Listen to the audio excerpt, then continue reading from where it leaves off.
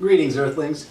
Today I want to talk about guessing the meaning of words based on their sound and what that has to do with the origins of language.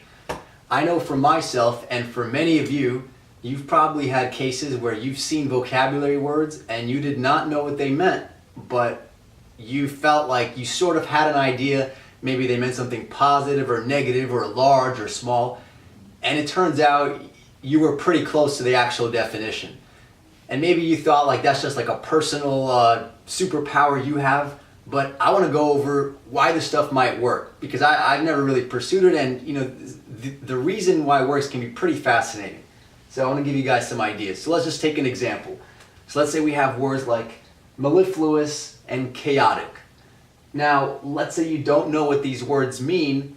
Mellifluous, to my ears, I mean, I guess it's a biased experiment because I already know what it means, but it sounds kind of soft and pleasant. Now that might be because I have other associations with these letters, and we'll talk about that in a second. But it sounds like something positive or good, something round.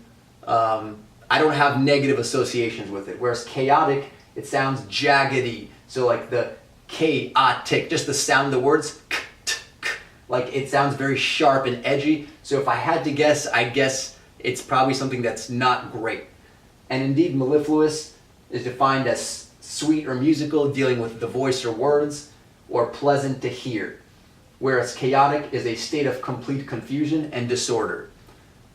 Now, notice our intuitions were very close to the definitions. We got the gist of them. Why is that? Do you think that's just an accident?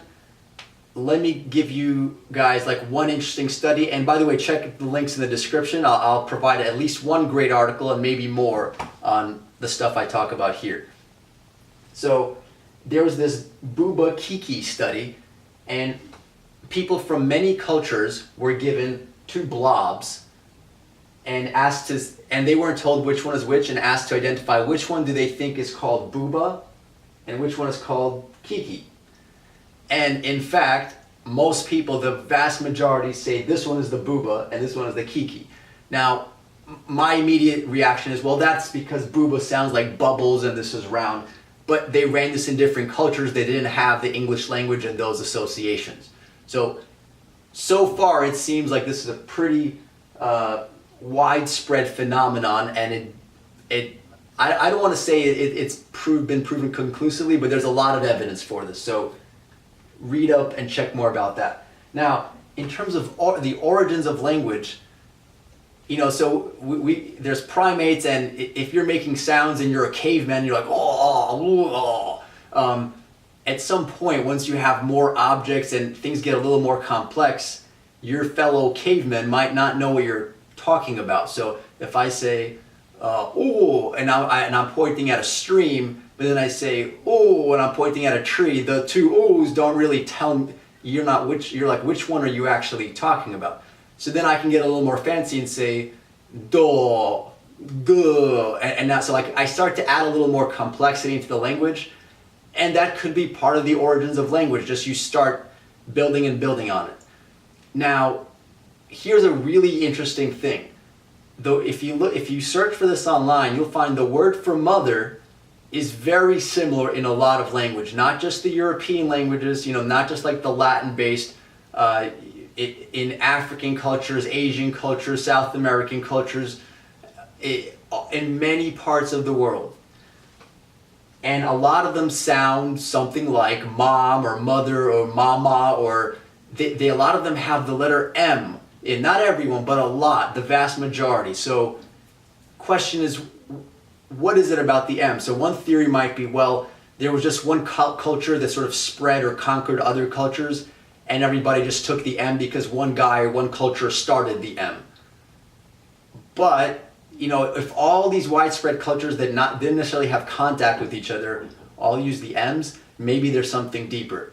So I want to suggest that an M is a very natural choice. So let's think of it from a baby's perspective. If you're a baby and you can make noise, one of the things you might do is like you're basically going to do an ah, like an AH sound.